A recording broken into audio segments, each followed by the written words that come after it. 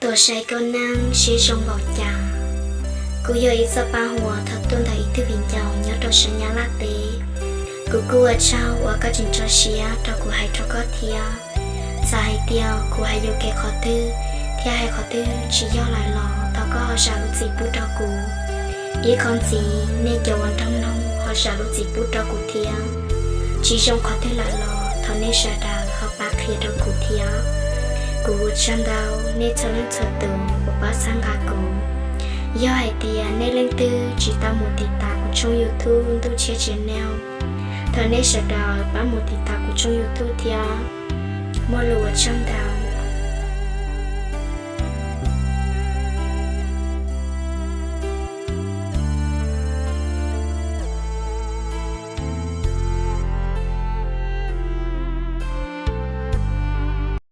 Cô mà toàn chia có lúc năng xê.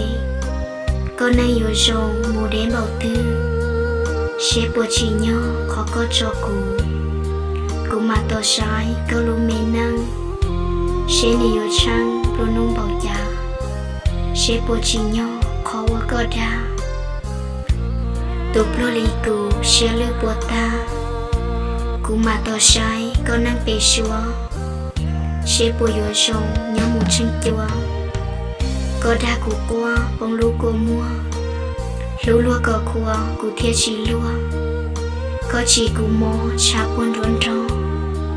Lúa lúa có rong cụ thiết chỉ nhỏ. Chia cụ màn chia sẽ có nâng mô. Có thua cụ mô chá suốt xia tù. Cụ mà toàn chia sẽ có lúa năng của dùng luôn nu. Cụ trao có chỉ lâu xia món chủ. Cụ món từ lâu trao có tù cỏ. Con nỉ sáng lò hoàn thiệt cụ chê. Cụ mà toàn chia sẽ có năng họ bổ yuan chê. Có chê cụ trùa pro chê mô pro. Cụ mà xê xê tù nâng rơ nô. Ê bổ yuan sao lò lũ của mua. Có tí cụ trùa trò chê mô trùa. Cụ mà toàn chia sẽ có nê trên bầu chá tua. Tù nâng rơ nô thiết tù giòn nhẹ. Có cô ư chế nhưng yếu xí sợ. Có yếu cho cô chỉ yếu rung cho.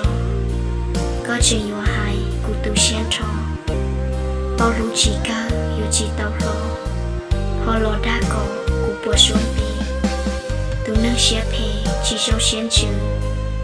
Trong lý có sư cô nó chỉ tua. Mà thiệt đua chia trên chùa tù rung đua. Do cô muốn mong thiết lý bà co. Quần công trong nhỏ có tí chế phê. Yếu tao thiên chế sẽ có giỏi nhé. Phê lột chế phê thầu dùng công trao. Thâu xí yếu ế thiết chỉ xí thua. Chế mà xin chia quần nâng xin chào. Chế trong chấp lỡ khó ư xí cờ. Lúc tù có sai của thiết linh chào.